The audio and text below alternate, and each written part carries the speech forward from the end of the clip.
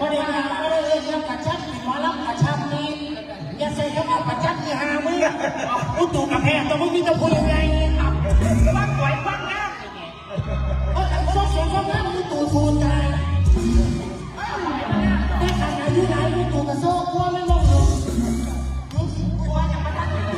มาทันที่ไหนอยากจะทันฉันอยู่ข้าวเฮ้ย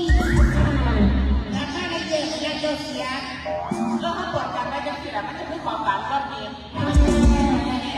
มือนี่มองนึกจากชื่อว่าเป็นวงคอวงแม่วงหลักอย่างเป็นวงคอวงใจเงินน้อยเป็นวงลูกความนึกต้องเราถึงที่นี่พี่น้องของแม่กับแฟนคลับของระเบียบราชศิลป์กับเป็นแฟนคลับของมาลับใจเกินร้อยแฟนคลับของมาลับใจกับเป็นเกินร้อยกับเป็นแฟนคลับโอ้ยเดี๋ยวมึงโดนเจ็บกว่าแล้วมึงก็ต้องดีมันบอกพ่อถึงจะมาเอาพี่เลี้ยงก็น่าดีเอาพี่เลี้ยงก็แต่งงานแต่งผัวโอ้เรื่องผัววันนี้ก็ได้พระเอกคนใช้อันนั้นอย่างที่ก่อนเทศโมตีอ๋อค่ะเตรียมพยักไล่คนมึงแล้วบอกว่าเขาจะเทียร์ก็รู้สิกูบางนั่นนะที่ก่อนที่กูก็ได้ที่หรอกถ้ากูว่าไม่ออกจากปากก็มันบอกดีก็ดีก็ผิดเนอะสวัสดีครับเป็นแค่ว่าดูคนที่เป็นที่ก่อนพี่น้องเมื่อนี้จะได้โค้งหัวจะจับฟ้องวันเซลเซลบอกว่าเราไปเกินร้อยแล้วครับว่าน้ำระเบียบว่าจะสินพี่น้องอาชีพโยงไปได้ที่นั้นแลนไปได้ที่คุณยาที่คุณแลนนั่นที่นี่มือนี่พวกมาแล้วมานั่งกันกันได้แค่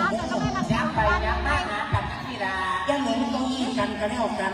พยายามแก้วเบียร์ซื้อเลี้ยวหอยเซ็ตข้ออะไรมันมีลมดีเพราะเราผมก็เที่ยวผมได้น้อยนึงเขาเขาว่าอย่างของอย่างของมันมองว่าจะสภาพจะคนดูดูมาอยู่จะมาแล้วมันเต็มกันเลย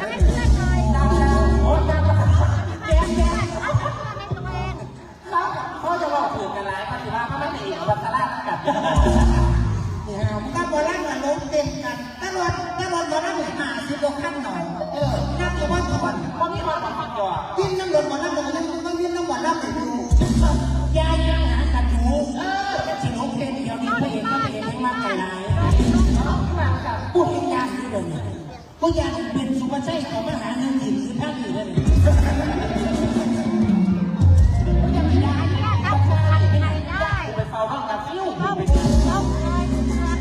มึงก็ต้องไปฟังก่อนไม่พูดไปเฝ้าแล้วความชนะก่อนขอโทษสัญญาเนี่ยไปนั่งเขาแต่เขาจะมาให้น้องบุญดีฮะแต่เป็นคือพอลูกพอเงี้ยเลยนะไทยผู้นี้จะน้อยก้อนเหรอไทยเป่าใส่กระทะเบิ้งอุ๊บไทยเป่าใส่กระทะเบิ้งต่อถ้าเดินไม่รู้ว่าน้องมันนี่น้องมันอยากให้มันจอดแก่ใจมือจะตีนักหลังจอดแก่คุณกับผู้เชี่ยวทั้งตำรวจแต่ผู้เชี่ยวอะไรกันเนี่ยเอาตำรวจผู้เชี่ยวอะไรเชี่ยวอะไรขังร่วมกันเลยขังตำรวจขังห้องนี่ห้องขังมันต้องควรเพื่อที่ภาพประทับเราว่าจะนักข้อมูลสีแดงสองฝากฟังพี่น้องที่ร่วมเรื่องเย็นๆไม่บริการเด้อพี่น้องเด้อกินเบียร์เมาหาเสื้อหัวเขาจะร้อนนี่นะมันเสื้อไหนเสื้อใดกันนะเอาเก็บไปที่เราไม่จะมาแต่เสื้อหัวเขาได้หรอประมาณหมดเด้อเสื้อหัวเขาประมาณดอกก็ยังไม่เสื้อหัวมูกับพ่อเสื้อหัวมูว่าเป็นอย่างนี้ก็ไม่จะเสื้อหัว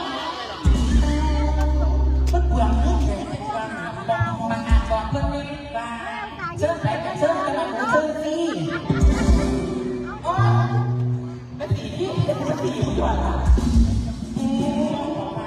ยังมันหลวมร้องดำจีโคตรโกรธไปเนี่ยที่เขาอยากไปเสพแล้วมันคือพอพอดีไงไม่ต้องอย่าเอาเรื่องไรสาระเลยแต่เอาเทียบประชาชนจะลอยจะว่ามาให้เดือดปันใดสิ่งแบบไหนเอาเทียบพี่น้องขอเทียบพี่น้องทั้งระเบียบเลยค่ะขอเสียงพี่น้องแฟนคลับมารับใจเกินร้อยเลย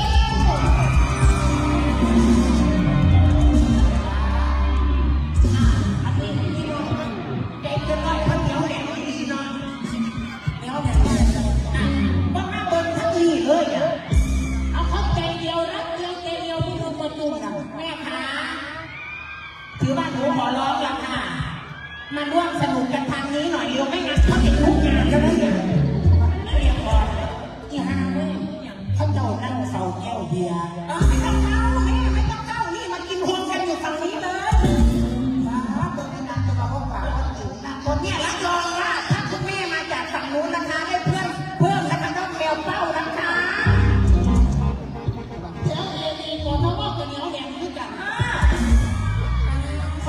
พี่น้องท่านระเบียบว่าทักษิณท่านพูดว่าเจ๊ฮะกับที่เล่นเกียร์จะหลงโค้งจะมีจะเขาหลายปีแล้วนี่ แล้วถึงขึ้นมาระเบียบเจ้าค่ะ พื้นนั่นระเบียบเขากระเช้าอยู่บอกมันว่าเป็นเสียงเกี้ยวอยู่อุ้ยจะเอาเรื่องนี้เว้ยเป็นงานจริงแล้วเป็นตัวไหนหรอกว่าอย่างนั้นอะไรเป็นนั่นดีแค่เดี๋ยวมันเรื่องระเบียบแม่พญากับสิพ่อเกมเลยพี่น้องก็จะบอกนะคะพวกนี้อะไรหาเกี่ยวยากมากเลยนะคะจะบอกกันตัวอะไรจ้าเพื่อนภาพมองพันเปียกับมาก่อนจะมามีหลายสูงคิ้วไหลลงไปปากเราแม่เร็วเราทำเป็นทักษะเราเต้นหาข้อเสียงบอกเพิ่มแม่แม่กูแต่มึงรู้ว่ามันสุดอยู่ว่ามันใส่เสื้ออะไรว่าแล้วประธานระเบียบลงน้ำสุดเนี้ยติดหัวผ้าก็เป็นแต่เราปกติกันเลยคนกูก็ไม่เห็นผมถึงกันโคตรสัตว์สุดเนี่ยสามารถไปเอาพี่น้องที่อยู่ภายรอบนอกนะคะแล้วก็เป็นการได้บอกถามพี่น้องที่อยู่ภายรอบนอกมันจะมาหอนมันจะมาหอนมันจะแบบฟ้าเขามาบางทีมันจะเจออยู่นอกเรื่องหลังจากนั้นเขาต้องนั่งโชว์เต็มตัวแบบเวทีผุนก่อนเรื่องนั้นย่านหลงนะหลังเวที รับเรียนกันครับพี่ โช น้อง ว์ช่วงแรกไปเวทีใจกันหน่อยโชว์ช่วงที่สองไปมาเวทีระเบียบมันไม่ใช่ความจะมาดึงมุมมองเลยเนี่ยต้องไปต้องหน้าก่อนจบก่อนสิหน้ามันจะบ่ต้องเมื่อหรอกเด้อเอาก่อนเก่งๆมาขอร้องวิ่งเอาความนั้นเป็นที่ความเติมดามใจจะลอยมากไปน้องฟองเป็นนาทีของระเบียบบ้านศิลป์ความด้วยศิลปินทั้งสองคณะได้รอบที่2ภาคเป็นรางวัลอีกรอบนึงขาพี่ขาน้องจะไปเป็นโชว์ทั้งกันเนาะ